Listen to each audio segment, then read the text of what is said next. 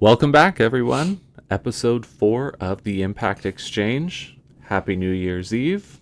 Happy New Year's Eve. Hope you all had a wonderful holiday. And today we're going to be talking about something that goes hand in hand with the new year. We're not talking about resolutions, but we're talking about goals, goal settings, what's important to you, how you do it, and what your actual goals are. So, without too much more, let's jump into it. First question I have for you is: Did you get everything you wanted for Christmas? Of course, Santa's always good to me. Good. How about you? I already have what I want. That's my queen, so I'm good. But Good answer. yes, it was a good Christmas. It was a good Christmas. A lot of tamales. You didn't bring me any. Believe it or not, Busted. believe it or not, our neighbor bought us like 3 dozen. We ate those in 3 days. You could have invited me. Yeah. I'm just giving you a hard time. You were always at the gym though, Jordan. So That's what those tamales would do to me. Just yeah. So today for New Year's Eve we'll be making. Well, I think my wife's making pozole. okay. So maybe you want to come by for a bowl instead of the gym. I already went. Oh, see, there you have it. So what's your 2026? Let's start with personal goals. Okay. All right. I think everyone has that goal. Oh, I want to do this in the gym, or I want to get in better shape, or I want to lose weight. I actually started with a personal trainer earlier this year, so I'm just going to continue that and really work on my consistency with the meals that I'm eating and in the gym.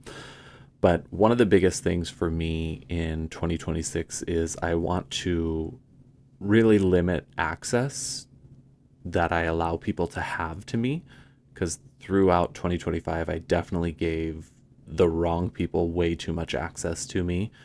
And not everyone deserves to know different parts of you or the full you, in my opinion. So really going to be mindful of the people that I let in, and I'm already very private and very guarded and very arm's distant for almost everyone.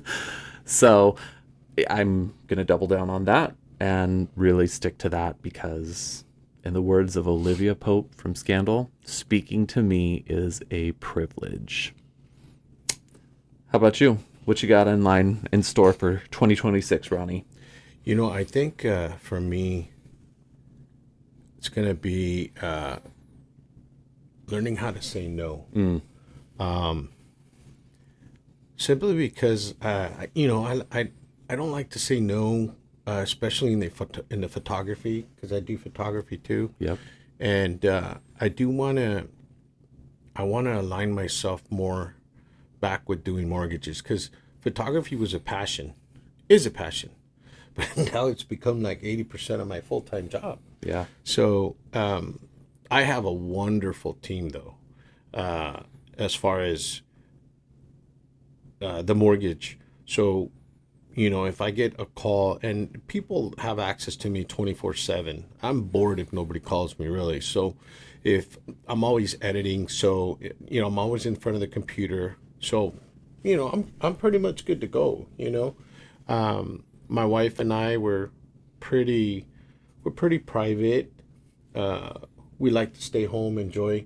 As long as we're under the same roof, we're cool. All is good. I could be in the living or in the bedroom or in the office, and my wife can be downstairs doing her stuff, and we're fine. But I think for me, I wanna give it. I'm getting older. I'm not. Next week I'll be 56. Happy early birthday. 56 years old. Yeah, thank you. Next Tuesday I'll be 56, and I'm starting to feel it. So I need to create those boundaries. Yeah. You know what I mean? I need to create those boundaries just to make sure that I have time for me. You see that a lot on reels and TikTok and stuff. You gotta spend more time for yourself, and I think that's what I want to do. I mean, I have a beautiful horse. I don't really see too much. I've been pretty fortunate. I've been having to go feed every Mondays and Tuesdays, so I'm able to see them. But that, as far as my personal goal, that's what I want to do. I think I want to be able to say no a little bit more. There's a really interesting train of thought with saying no and saying yes, and I'm sure you've heard it before in a different way. When you're saying yes to everything over here, you're saying no to something else over here. So when looking through that lens, it makes you examine, what am I saying no to over here by always saying yes over here? And when I look at it, if I'm always saying yes to doing something, volunteering, or something that I'm not really interested in doing, but I feel there's some sort of pressure to do, not that I don't love volunteering, I'm saying no to going to one of my niece's softball games or spending time with them, Yeah. reading, self-care, doing something like that, because this is a high burnout industry for both you and I, Right. and it's very easy to go and push yourself to the physical limit, and then you're dealing with exhaustion, which Yeah. is not something you want to do, because it's a short fall from exhaustion to burnt out and exiting the industry. A lot of people are definitely leaving the industry, Yeah. both real estate and mortgages. I know that for sure. It's quite a bit. It's quite a lot less, right? So, and that's a good segue when you say you're saying yes to this and no to that. Mm-hmm. It's the same thing. Let's jump into our business goals. Yeah. Right. When I first got into the industry, I would spend, all kinds of time on one loan when I knew that it wasn't going to go through. Right. So I was just spending time here, and I wasn't spending the time on generating new business. Mm-hmm. So, I think for this year, for my business goals is still say no more on the photography side, and then do more yes on the loan side. Get to generate more, do more podcasts, do more, which I love to do because I love to talk, and get the word out on different things, for people, help educate, share the little knowledge that I have on mortgages. So that for me, I think it's going to be my goal for this year is to do more loans and less photography. How about you? For me specifically, I want to make sure I'm surpassing the $10 million in volume mark. This past year was pretty brutal with a lot of personal stuff that happened, so had to take my foot off of the gas. Fortunately, I have a business that's very reliable because I've been in the industry for some time. That helps for But sure. I definitely don't take it for granted, so I'm very appreciative. It also took work to get there. I mean, you're clawing at everything, and going back to what you said, when you're new in this industry, you don't know what you don't know. And one of the things that I didn't know when I was new is about lead generation. I had this one client and I was going to work that and make everything perfect. And when we ran into really big obstacles that could have ended the transaction, I didn't have anything else. So it wasn't until that point that I knew, okay, I always need to be looking for business. And then my whole business mindset shifted, which, if I could give anyone any advice, never stop looking for more business. You never know where your next client's going to come from. Always be talking to people. Always. And if you're new in the loan industry, I think one of the things is just like Jordan said, don't spend too much time on that one client because then you're not generating new business, especially when you're new in the business. It's really difficult to let go of a lead that, you want to close. It's just, I can't let this go. I can't let this go. But we have to learn to accept, I guess, Right. that it's not going to go through and move on to the next one. Right. Right. Right. And And that's not saying we're going to just cut it off when we see right. any sort of sign. We're going to go till the very end until we get the final, hey, we can't do it. And even then, I'm not a believer in, okay, it's done and it's over with. Right. It's now we have to pivot because we have to take this route, and it might take a little bit longer, but we do have a plan. So you keep in contact with that client, you help them over the course of time, and you have your check-ins with them, but you really put them on a progress plan so that they can purchase. Because if the issue is, my car broke down, knock on wood for everyone, and I had to buy a new car because the amount to repair it was just going to be too much, and that money came from your down payment savings. Well, maybe you can get a gift. If that's an opportunity, let's explore that.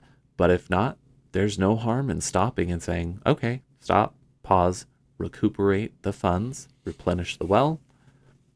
I'm going to check back in with you. What's the time period that you think you'll have this refilled? You let me know and we'll do it on your schedule. And if it's before that, great. If it takes longer, great. But I'm still going to be here for you. Right. And likewise here, I've had clients where they come in, credit reports, low challenging. We sit down, go over the credit report, get some suggestions, work on their credit. And then, 6 months to a year later, we get going. So, and sometimes clients aren't ready. Yep. So that's another thing that, you have to do is you have to give them space. You can't shove it down their throat. You know what I mean? Mm-hmm. Because then it's off-putting. I'm sure they're getting calls from everybody else. Right. What would you suggest for a new realtor to do for 2026? If you had three things that you can tell them, what would you tell a new realtor? Go out, be in front of as many people as you can, as often as you can. Find the method of lead generation that works for you. If it's door knocking, if it's cold calling, make sure you're doing it in a compliant way because things have changed. If it's mailers and follow-ups, if it's community events, whatever it is, find that, make it work for you. That'd be the first piece of advice. Second piece of advice I would give is there's a lot of opportunity in your sphere that you may not even know about. Talk to the people that you already know. When I was actually teaching real estate school, one of the things that I would always have my students do is open up your phone, go into your contacts app. From there, find your total amount of contacts. Let's say the average person knows, we could even break it down to 10 people very, very, very well. Well, if you have 150 contacts and every single one of those people knows 10 people, there's opportunity for you. Talk to those people. You have them in your phone. Sure, if you haven't talked to them, it might be a little bit awkward at first. Find the way to do it so it's not awkward. And the last piece of advice I would give is it's okay to feel uncomfortable. Do it anyways. Yeah. Stepping out of your comfort zone, right? Absolutely. Your business is only going to grow to the extent that you push yourself. So, how about you? I always tell my kids, closed mouths don't get fed. Mm-hmm. Right? So if you're not asking, what's the worst they're going to say? No. Not ready. Don't contact me again. Okay. Yeah, you might get a few people pissed at you. Yeah. I mean, but, you're not going to know unless you ask, right? Exactly. My three things for loan officer, a new loan officer in the industry would be: 1, answer your phone. 2, return your text messages. 3, return your voicemails and emails.